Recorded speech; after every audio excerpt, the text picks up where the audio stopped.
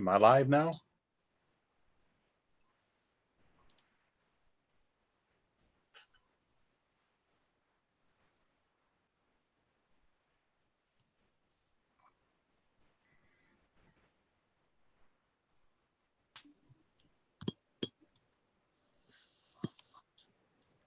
Hello, can you hear me, Brian?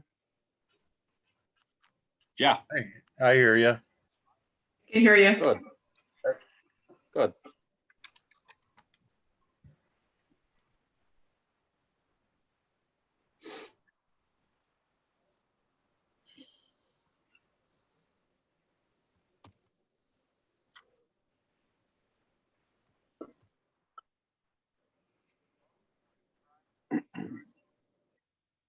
Yeah, I can hear you. Good.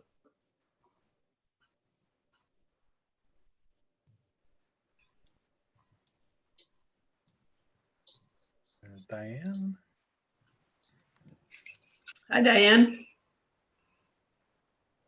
You're muted. Hello, There you go. I'm equipped and prepared to take minutes. Okay. Okay.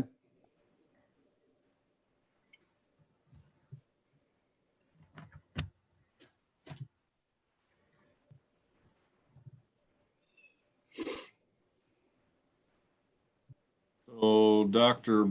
Braz is the one we're missing, I guess. Yeah, so far. E?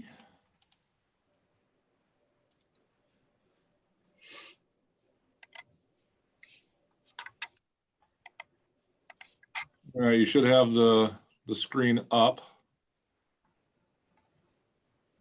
Yeah, I have a copy of it, so I'm good. No.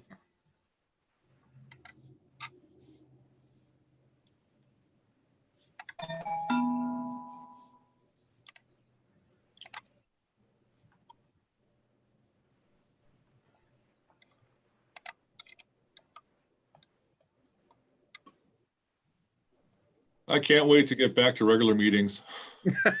This stuff is too high tech for me. Yeah, we see you and we hear you, Mike, so you're good. Okay. I was beginning to wonder. I tried logging in at like 22 and it said, wait for the manager. Yeah, I was fiddling around trying to get this live stream going. So we are being live streamed, by the way, Oh, okay. and recorded so I can future posterity, I guess. We can see how well we did on video, right? Yep.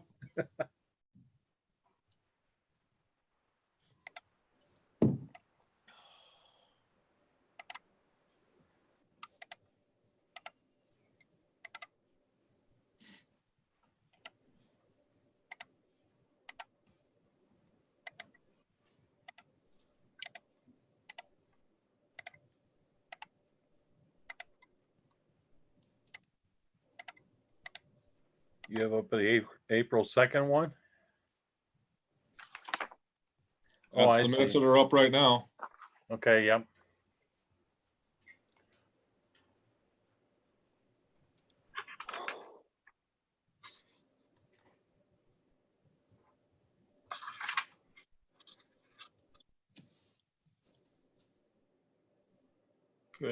Good evening, gentlemen.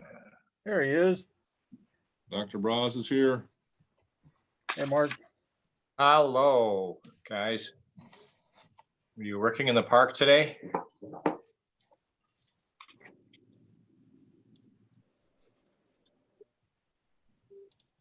Chris, I think he asked, Dr. Braz asked you a question if you're working in the park. Yep, we were today. I saw that. I noticed that on my walk. That's good. At least somebody noticed us out there. I saw you out there. It's right in my backyard. You doing grass seed? We did a little bit of dirt work up there at Northside and down at Memorial Where are you getting your black dirt? from our special stockpile. Over in Over by, part. it's all the stuff left over from the Fifth Street project. It's over by No, McGuire's. yeah, behind McGuire's there. Oh, back there, okay. Or, yeah. Now everybody's gonna go get the black dirt. No, Garden dirt now. I only see 4 people. Do I need to do something different? How many people have we got so far? You've got to scroll your screen to the left or the right. It'll show unusually. Unless you do a full screen view, which you don't want to do because then you'll lose the The minutes? materials I've got posted, so. You All right. can look at it in a grid form, or you can look at it in a horizontal form. You can also just have the speaker, picture of the speaker that's talking. I've got the other notes on my phone. There's Lynn. Hello. I've, You should have 9. try this. So if you do a full screen block view, you can see everybody. Yeah. I don't know what to do here. I see 4, but let's try it. Either widen it out, or you can go scroll through like Chair Melodic said. Oh, I see. I see. Okay. Okay. I'll do that.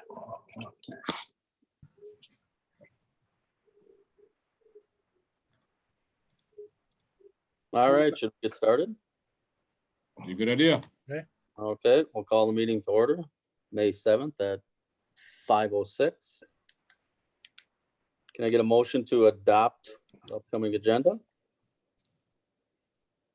I'll make that motion. Seconded. All in favor? Oh, we gotta Aye. do the roll call there, Pete, so I'll All call right. the roll for you. Okay. Lynn, Yes. Mark, Yes. Diane, who needs to unmute? All Yeah, right. Mike Yes. and Pete. Yes. Motion carries. Okay. Can I get a motion to approve last meeting minutes or approve the upcoming minutes? I I'll looked make a at the, motion. This is Lynn. I'll make a motion to approve the minutes. I would second that. Okay, And all then in we've favor? got Mike, Yes. Diane, yes, Mark, Yes. Lynn, Yes. Pete. Yes. Okay, we will move on to new business. Water plant heater, staff reports the water heater is showing signs of rust and damage. Staff recommended replacement of the unit. It's 119 gallon capacity, which is the necessary supply per OSHA. It's required to operate the eye wash and shower stations. 2 quotes were attained, one from SJS Mechanical for $8,500 and Chronic Plumbing and Heating for $10,850. Any Yep. discussion on that, or which way we want to head? Are Shane, the, you got anything to add to that? It's just starting to rust. That's all. That's the main thing. And we're starting to think about sending it down the river and getting a different one. It's been there running nonstop since probably the plant was built. We did check with Karen and the engineers because they designed it that way, and we thought maybe we'd get by with a smaller water heater, and the response was you got to be able to run a certain volume through the eye wash stations and the shop, eye wash stations in particular. Yeah, they And run. in order to do that, you need this size water heater. okay. Are the warranties the same on both? That I do not know. Shane, do you know if the warranties are the same? I have no idea on that one. I'm looking at SJS as they have a 3-year tank warranty on it. Chronic has a 3-year warranty as well. Okay. Well, I think I'd recommend going with SJS. They're quite a bit lower. Got a motion? Yeah, I make a motion to utilize the SJS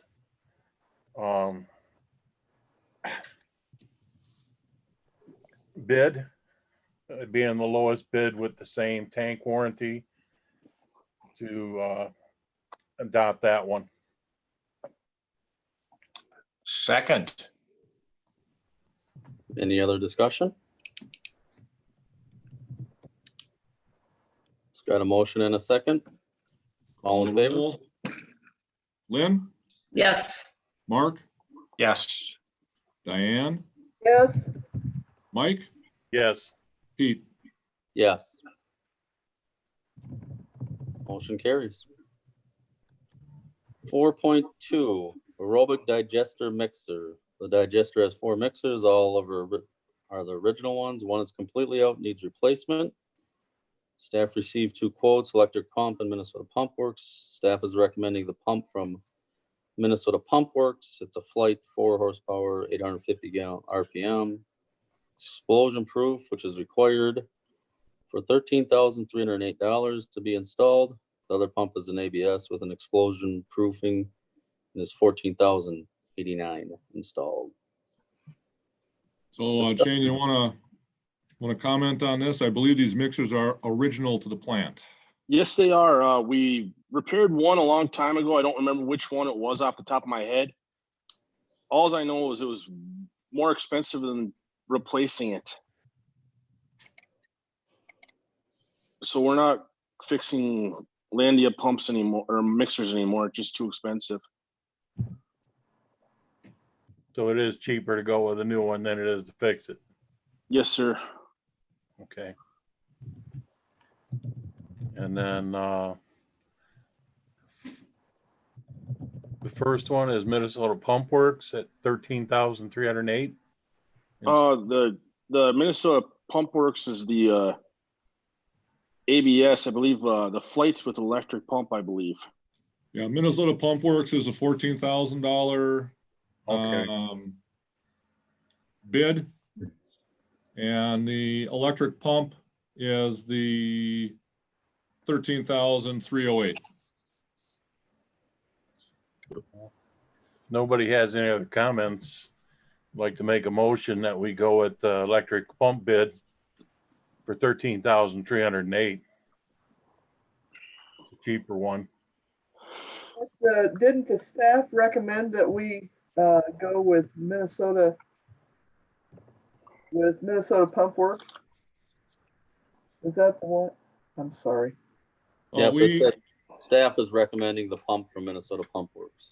Oh, they are? actually, that was an error. Huh. Okay, That's what I thought. Yeah, we'd recommend electric pump. Okay, Sorry. sorry, Mike. That's okay. I didn't know if I read it wrong or something. No, But I I wrote thought it that's what wrong, he so. said. Yeah, I thought he said though that electric pump was the one that was the 13,000 one. Yep. Yeah, it's the cheaper one. Yeah, I'd like to make a motion that we approve the bid for electric pump for that. For the 13,308 installed. I'll second. okay, we have a motion and a second. All in favor? Also, we gotta do the roll call every time. Okay. Diane, roll on. Yes, Lynn, Yes. Mark, Yes. Mike, Yes. Pete. Yes, All right. Alana. motion will carry. All right, next up is 4.3, rate study. We currently use a modeling system prepared by the University of North Carolina Finance Center. This tool allows us to input actual and projected debt, capital, operations, and labor costs to assist in determining the revenue needed to meet current and future obligations and maintain the necessary cash balance for the next 20 years. Question posed to us then is if the Public Works Advisory Board wants to contract with an outside firm to prepare a rate analysis for the water, sewer, and stormwater that will complement the existing tool and account for the projected street and infrastructure improvement projects. If so, staff will prepare an RFP for this service. Are we using? I'll just kind of add to this. That rate software, or not software, but that the rate spreadsheet that we obtained from the University of North Carolina, it does a good job. The one thing that concerns me and why I kind of have been sort of suggesting a rate study be completed by Baker Tilly or Abdo, our auditing firm, or even Ellers or whatever firm does these rate studies, is I don't know, and I'm just kind of using historical information on what the bond payments would be as a result of the water and sewer infrastructure that will be placed during the construction projects that we have planned for the streets over the next 12 years. Basically using the Fifth Street project, because that was the latest project that we did that had water and sewer and stormwater built into it. And at that time, we didn't bond for the stormwater. That was wrapped into the regular project cost. We now have a stormwater fund. The downside on that is I don't have a modeling tool for the stormwater. We have a modeling tool for the water and the sewer, but not stormwater, because we don't, it's all volume based with a base rate. And we don't have volume rates with stormwater. We just have the base rate by unit, and I don't know how to throw that onto the modeling. As I said, the last study or the last information that we've done is actually proven to get us to where we need to go. Again, my biggest concern is 22, 23, 24 going down the road to make sure that we have the right bonding figures for the water, the sewer, and the stormwater, so that we can, if we need to adjust, we know that, you know, maybe a 5% adjustment or a 3% adjustment, or is it on the base rate, or is it better to do it on the usage rate? So I think I can, you know, if you're comfortable with the current model, then we can continue using it. I just would hate to see us end up in a situation in 3 years down the road where, or 4 years down the road, where all of a sudden we're finding ourselves in a significant deficit mode because we didn't project the bond amounts appropriately. So I'll leave it at that, and you guys can toss your 2 cents in. And I did hear just one other comment. One of the notes I had from Mr. Cavett, and he can comment on this, but apparently the televising came back, and on the up in Circle, and there's some sewer that's already PVC or some other component, so there may not be a full replacement required in every area for sewer. But Chris, you want to comment on that? Yeah, about half of the sanitary sewer up in that neighborhood was built in a different phase of the development, and it is PVC. So that's a good thing. It means it won't have to be, shouldn't have to be replaced. We haven't seen any signs of it having to be replaced. So that'll certainly save the sewer fund some money. Maybe real quick while I was thinking about it here, Brian, we did actually do a model of the stormwater utility when it was set up. It's not anything that's been updated as properties have been added, but if you're trying to look at if you adjusted base rates, how your revenue would change, it probably is still somewhat accurate if you wanted to look at something like that. That's good to know. So then are you recommending that we have an outside firm do this to get an idea? Well, maybe, I mean, that's certainly, I'm not necessarily recommending it. I'm just my concern is that maybe what we really need is someone to take a look, and maybe it's Ellers to do an analysis of the bond for those street projects and sort of the impact of those, the bonding, what the impact on the bonding would be based on our street project projections. Okay. Well, that sounds reasonable. That, they should know about that, right? If they're doing it. Yeah, they're our fiscal advisor or financial advisor, so they manage all of our bond sales, and I can certainly reach out to them and see. My biggest concern is the rates weren't adjusted when the city built the water plant and the sewer plant, and then they did adjust them a little bit, but they really never did it the way that to cover all the costs. And then you had that situation where the city was forced with adjusting the rates up over 100% in a couple of years, and then readjusting the usage fees and all that kind of stuff. And it was a huge hit.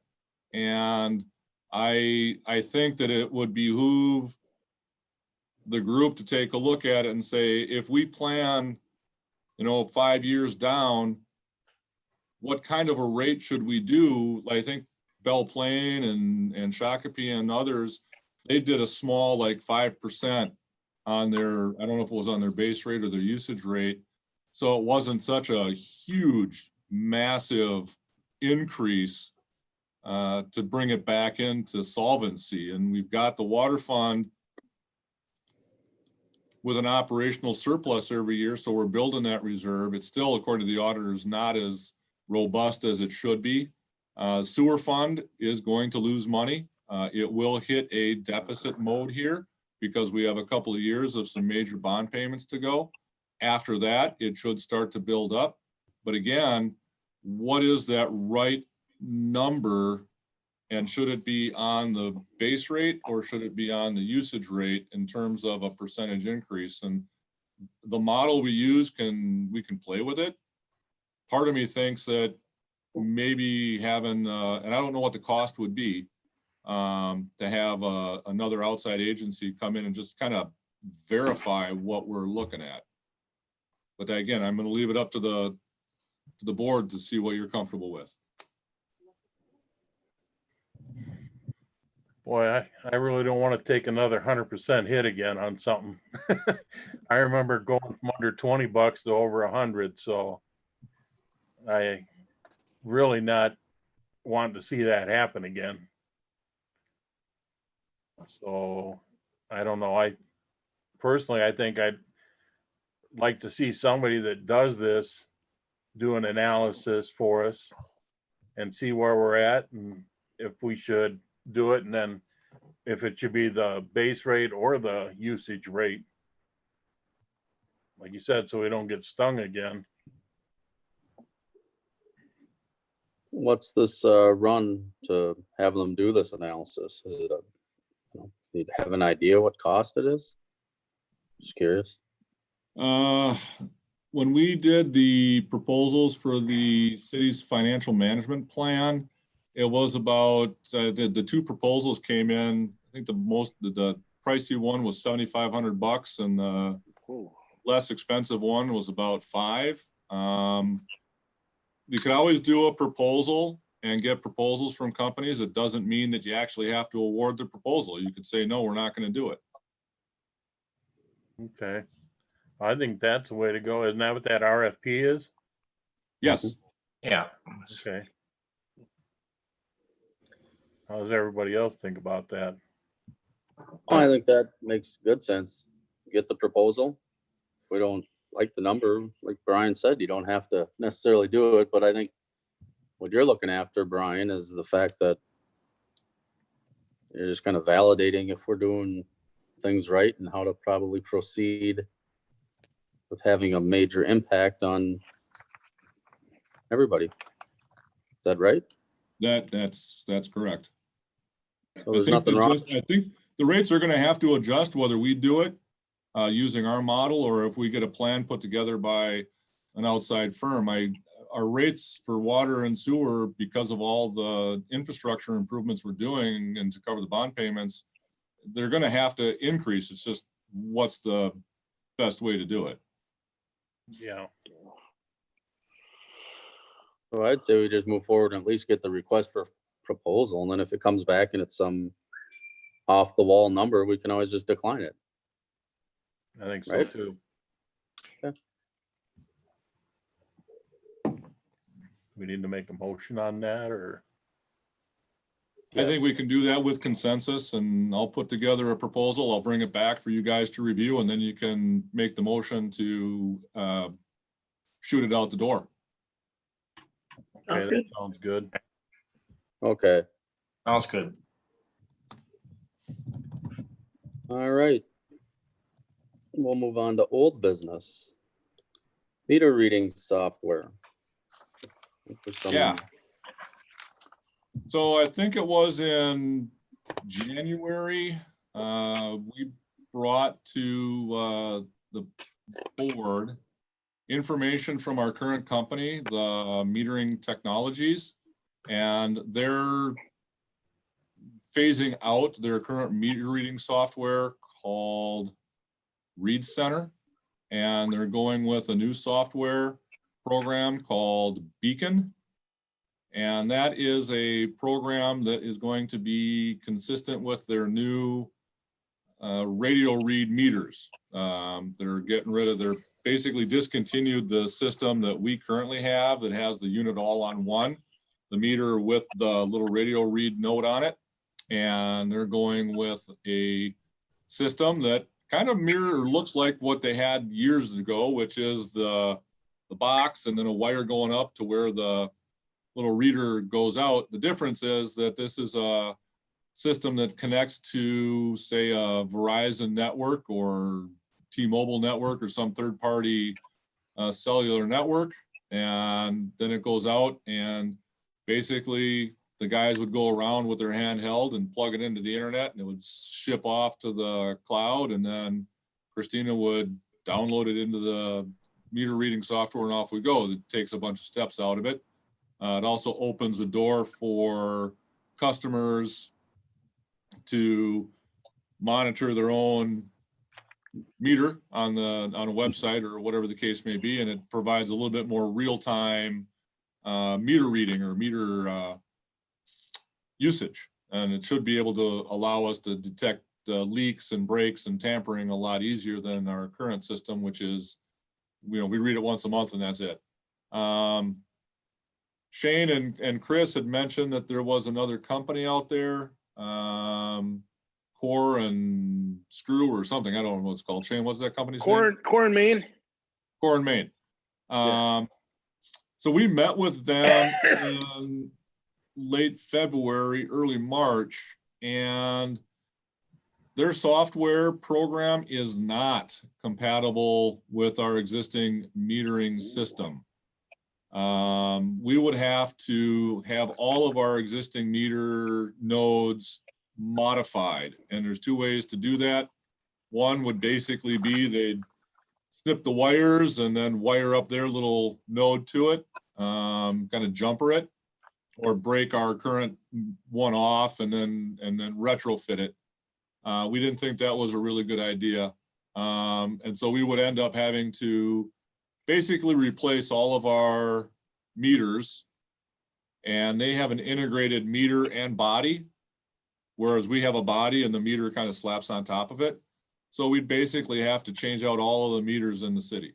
And that gets to be extremely expensive, several $100,000.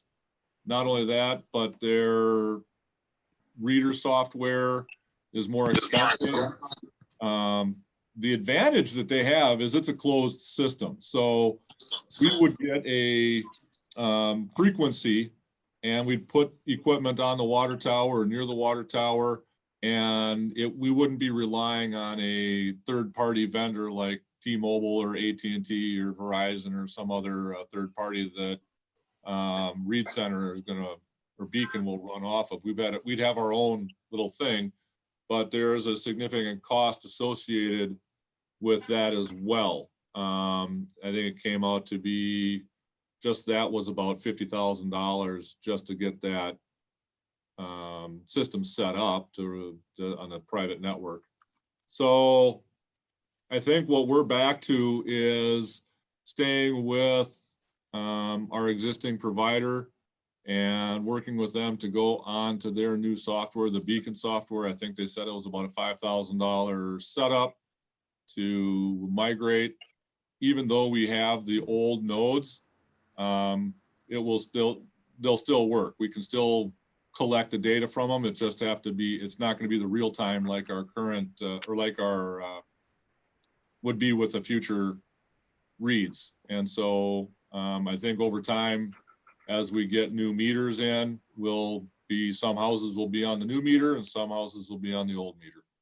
Kind of like we are now. We've got 4 or 5 different types of nodes for radio reads. Isn't that, Chris, is that right? We Yeah. got at least- yeah, that's about right. But in the end, they'd still be able to, I don't think we'd have to do all the pre-work on it like we do now. They just go and read it and then upload it to the system and we download it and off we go. So.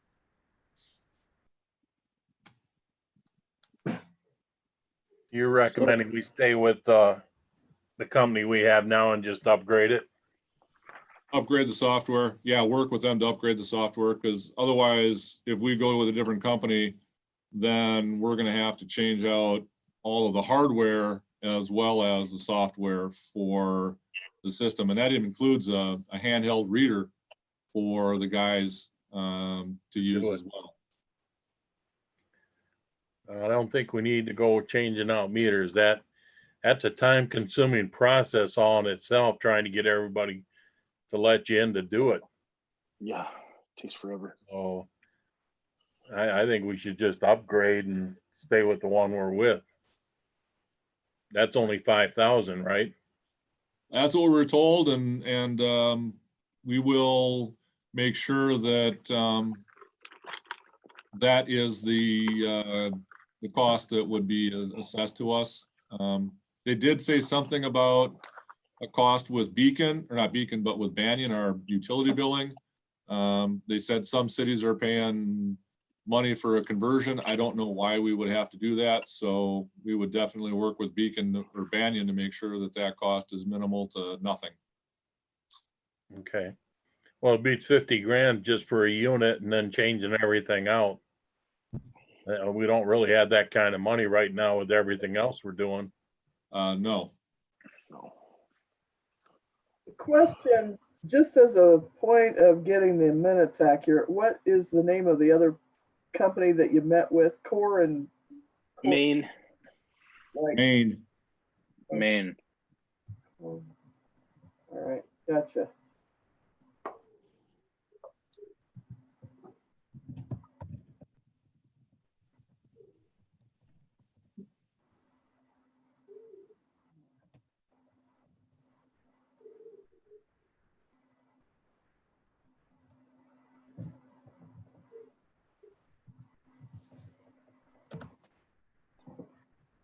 Do you want a motion for this for us to go ahead and work with metering technologies to make this transition?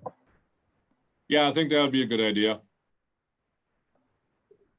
I move that we support remaining with metering technologies in their transition to the Beacon system.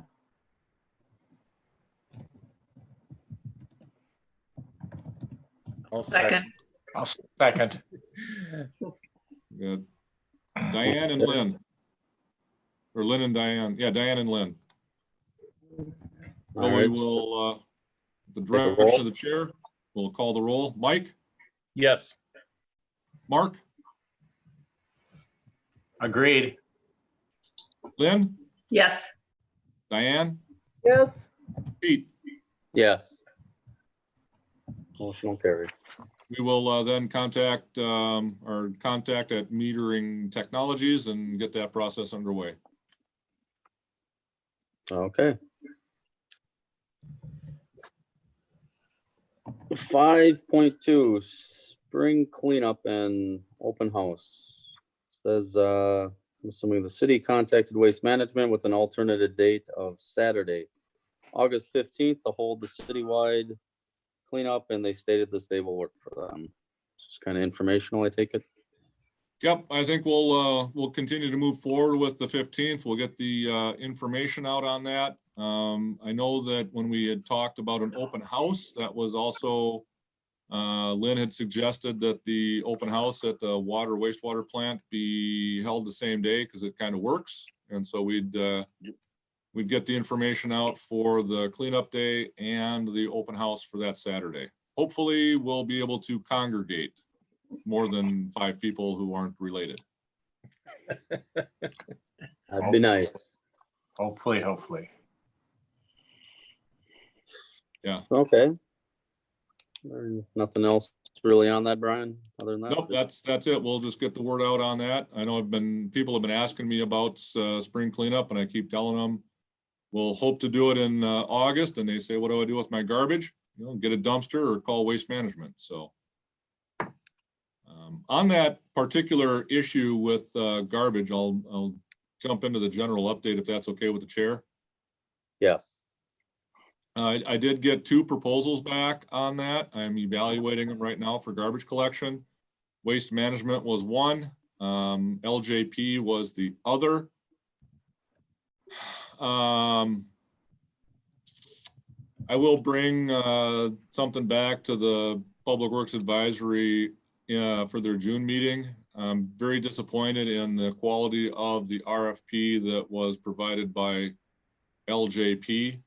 They're competitive on the price, but they did not respond very well to the questions described. I asked them to describe how they plan to enroll people, how they plan to deal with delinquencies, what their educational materials will be, provide detailed information on their vehicles and things like that. And they did not respond very well. They basically said, we agree to everything that's in the draft agreement that was included. So I'm doing that analysis and evaluation right now, and we'll have it for the June meeting. But like I said, I'm a little disappointed that LJP didn't provide more detail. There'll be a couple of options that will be available to the board at that time when we discuss that. So. Well, that's a big thing, the quality of their equipment. I used to work for BFI, and when you put out proposals, you have to put out, we always had to put in what your vehicles are, what condition they were in, so they'd be able, we know that they're there for the city. We were there for the city when we were supposed to be in with the right amount of trucks. And if we had one breakdown, we had a backup for it. So that's really critical on those. Yep. The other update, and then I'll let Chris and Shane jump in with what they're doing. The reed beds. The University of Minnesota is applying for a grant. They really hope they get it. I think they'll probably get it to study native reeds in reed beds, and it's a 2-year study. We did submit a letter of support for that grant that the University of Minnesota is working on. It's in conjunction with the aquatic invasive species group over there at the U as well. And I think the Department of U.S. Fish and Wildlife group as well. They've also asked if we would be willing to have them utilize our facility. And I responded that we will be more than happy to turn our reed bed or a couple of our reed beds over for tests. And as part of the study, they're looking at the best ways to clean them out and to make sure that the invasive reeds don't come back, as well as to plant the new ones or the ones that they select or test and whatnot to see how they work with the with the reed beds and the dewatering and all that kind of stuff, as well as to work with our guys and their expertise and how they function. And so hopefully we'll get some more information on that coming up in the next couple, 3 months when that grant has been looked at. So Chris, Shane, you want to go over what you're doing with the streets and sewer? I guess I'll go first. We're hoping to be patching a lot more here next week. We've been busy with some park stuff, getting that stuff done while it's been dry out right now. Been working with Mr. Kavik a little bit on some of the 2021 projects, and starting now we'll be getting ready for the 2020 project. That's kind of about it for me. Otherwise business as normal. So Okay. I've started flushing the hydrants. We got everything from 4th, northwest, southwest to back there. What do you call it? Everything from 4th Street. What direction would it be? It'd be east done. Sorry. Except for I do have to go back on Elm and Oak after the concrete's cured to flush that because there was construction going on. Otherwise, I've been just doing business like normal. I did go with a couple weeks ago to look at the 2021 project with Chris. So you That's opened about up it. some hydrants by Oak? I can't do the ones by Oak and Elm because the construction's going on on the one side of town, but I'm gonna come back to it at the end. We're doing Center Point's back in town doing the sidewalks. Yeah, they Yeah, did in front of my house today. Does that explain why I had some darker water this morning? It did clear up, by the way. I don't think I flushed your area at all, but just them working in the area, just having the machines going over, it might have caused some. well, you're I noticed flushing, it you're this morning flushing a little everything. bit, but it cleared up this afternoon. Okay. I noticed it in the sinks and I kind of figured that. Okay. All right.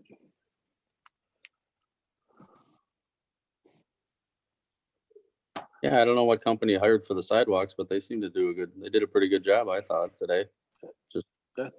Looks nice. Yeah, they're clicking along pretty good. I've Even noticed had to that. help them. Somebody went, I had to drop a letter off at the post office. Somebody decided to walk in it. Nope. So I told them right away and I said, somebody walked into they went back there and fixed it. Luckily they could. Yeah, that's good. Yeah, so, okay. All right, the last little general update I have is the first quarter financials. This is through March. Water revenue, as you can see, our revenue over last year is doing pretty good. I'm not sure if that's because of, part of it is our rate. Well, we didn't increase the rates, so it could be new homes plus everybody's staying at home and using more water and services. So that's part of it. Sewer revenue, you can see the same thing. That is partly because of the rate increase. New homes, we've had got to be at least 12 new homes since January. So that's $4,000 each home that taps into that. Water's $3,000, so we've got that there. And then stormwater revenue there, you can see again, that's partly or all due to the rate increase. And again, as new homes come on, every new home gets added to the stormwater roll, as it were. So our revenue is chugging along a little more and a little better than expected. At the last council meeting, there was a question asked about New Prague. New Prague has contributed almost $50,000 to our dumping. They did 33,000 alone in March, about 19 in February, and another 19 in April. They are done, as I understand it, with their dumping due to the fire. They have not yet decided what they're going to do with their digester repairs. Shane, have they been in contact with you about that? It might get delayed because of the COVID-19 thing. We don't know yet. Okay. So that doesn't include the plan that we had for the digester material that we're going to be bringing in. On the expenditure side, you can see that January is the big month. That's when we pay off those, or pay the bonds and the principal and first half interest for those. Expenditures in the water are pretty minimal on the operational side, and for sewer, we had to buy a couple of items to pumps and whatnot for capital purchases there. And then stormwater, that's basically just our staff time for stormwater. So, so far revenue is exceeding expenditures, and we're doing pretty good in those areas. Because of the downturn in the economy, one of the things that I've asked the general fund departments to do is to find 5% in their budget to remove. That for the general fund, that's about $120,000 we're going to find. If we only collect 95% of our property taxes, we generally collect about 98%. If it ends up being 95%, that's $70,000, about $77,000 that we will lose. The state is down $2.5 billion. That's their estimated shortfall. And that's for the entire biennium. That could be worse now that the sales tax revenues and use taxes are not coming in like they anticipate. And we're not sure if that's going to result in any kind of a change in our local government aid on the general fund side. But those two things together could make the general fund area drop quite a bit, which is why I've asked general fund departments to find 5%. I haven't done much yet with the enterprise funds, but I'll be talking with Shane over the next couple of weeks here. One, we want to really drill down on the capital equipment replacement program so that we're dialed in on that. And then also to really kind of take a look at the expenditure side to make sure we're finding every penny we can. For the same reason, we don't want to have cost overruns and all that kind of stuff, and then have to really jack our rates up. Again, we got to be cognizant of the economic impact this whole virus has had on the state and the local people together. I mean, we've got businesses that haven't been able to operate since the 16th of March, and we're hoping that they will be able to come back online and get back up and running. But if something doesn't happen soon, we could see some businesses that don't come back as a result of this. So we have to be very cognizant of that, both on the enterprise side and on our general fund side. So, but the first quarter seems to be looking good. We'll see what the second quarter, I'm starting to pull numbers together for April. So we'll see how that's starting to look. Any questions on the financials? Looks good.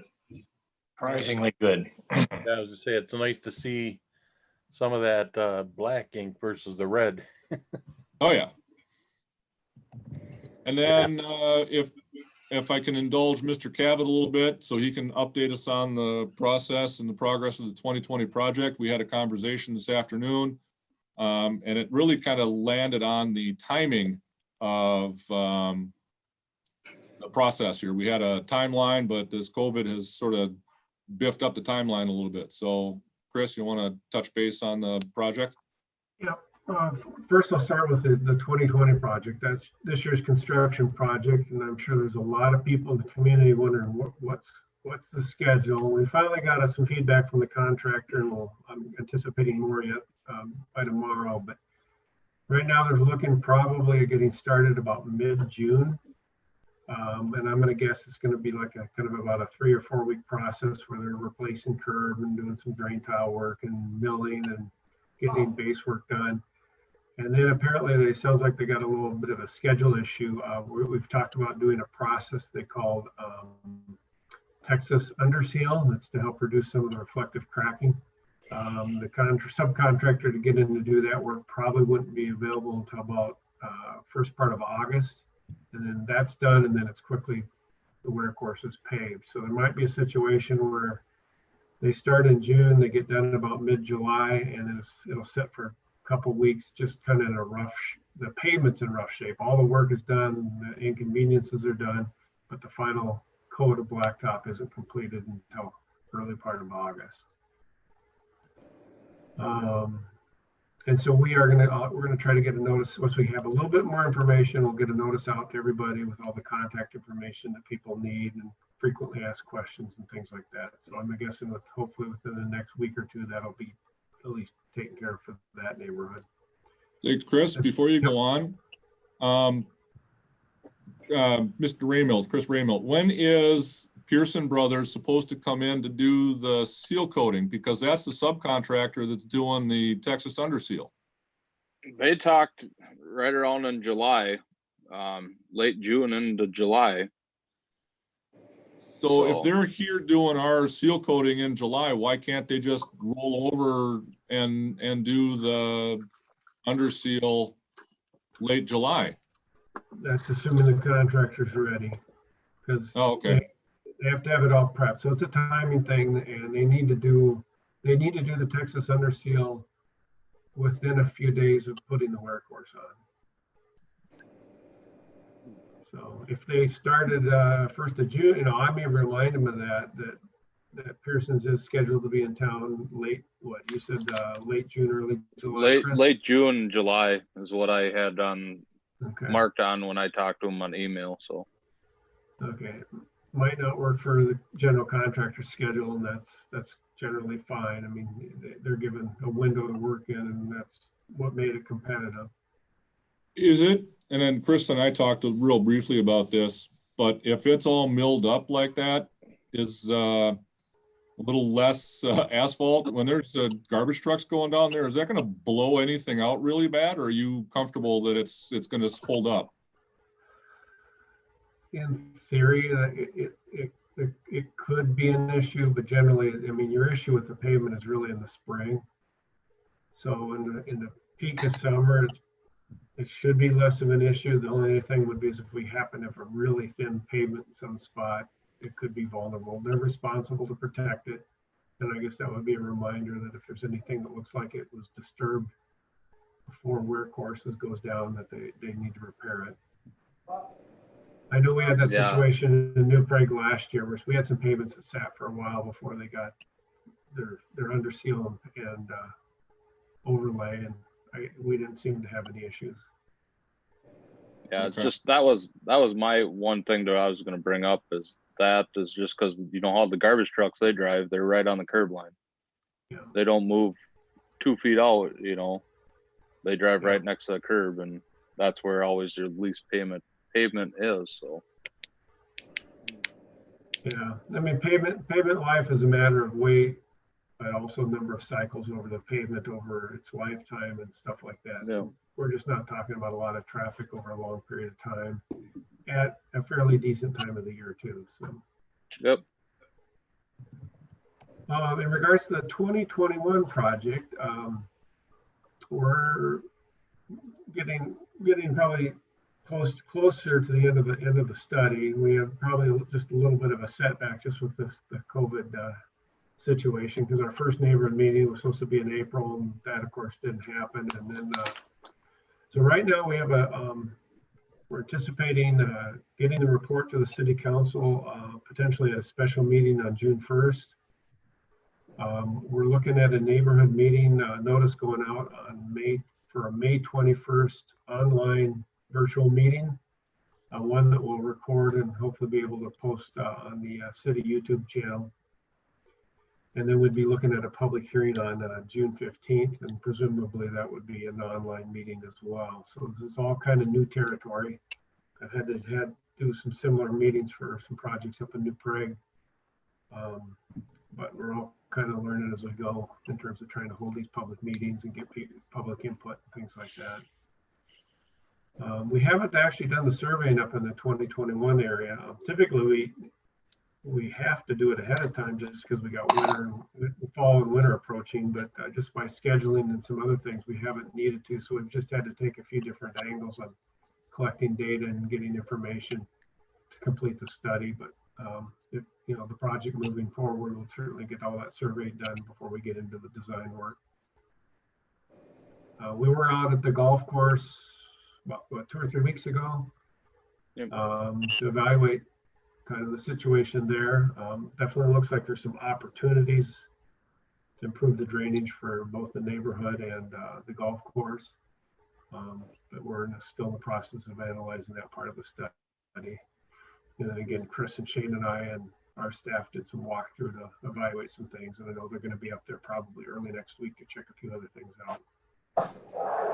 Now, was that with the owner of the golf course where we were talking about the lagoon there or the pond? Yeah, so yeah, we have been in communication with the golf course owner, and we'll get the study a little closer to wrapped up. We'll share that with Brian and Chris and Shane, and then I think that the next step will be to get together with the golf course owner. I think there's some opportunities to expand some water, we'll call them water hazards, and areas that are unused and that are already like ponds or wetlands. The one little glitch is we have some areas, I know, like the storm sewer in that neighborhood dumps out into what is a wetland, and historically or typically you wouldn't be able to turn a wetland into a pond system, but these are definitely degraded wetlands by sedimentation and development that has occurred. I mean, the ground level in the wetlands are actually higher than the storm pipe because of all the sedimentation that's occurred over the years and things like that. So we're working with our natural resources folks to understand what we can and cannot do. My thinking is that we will be able to excavate those into open water basins. That'll definitely improve the hydraulics for both the neighborhood drainage as well as for the golf course. And then the other thing we'll do is we'll look at some opportunities to create some structures that remove sediment up in the system in areas where it's easy to clean and not in some backyard on the golf course. So, any questions on any of those? Did we just lock up? Can you hear me?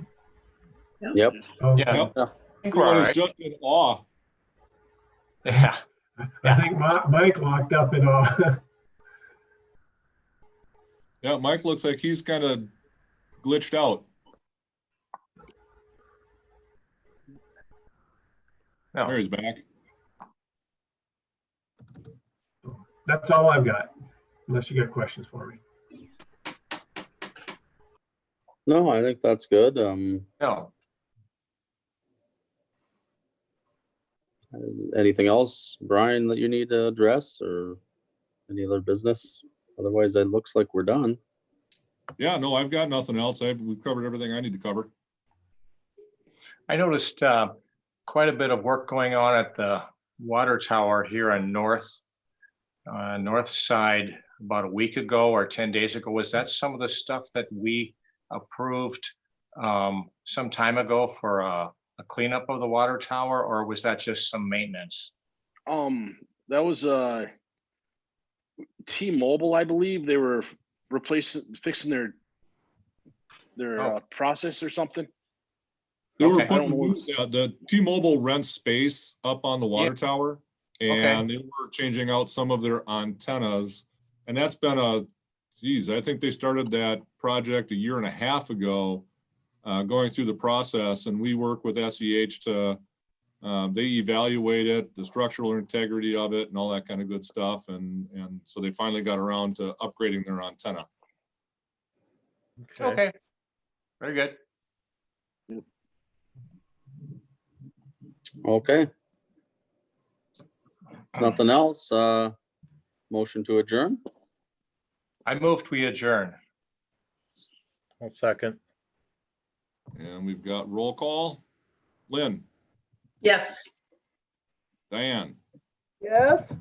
Mark, Yes. Mike, Yes. Pete. Yes.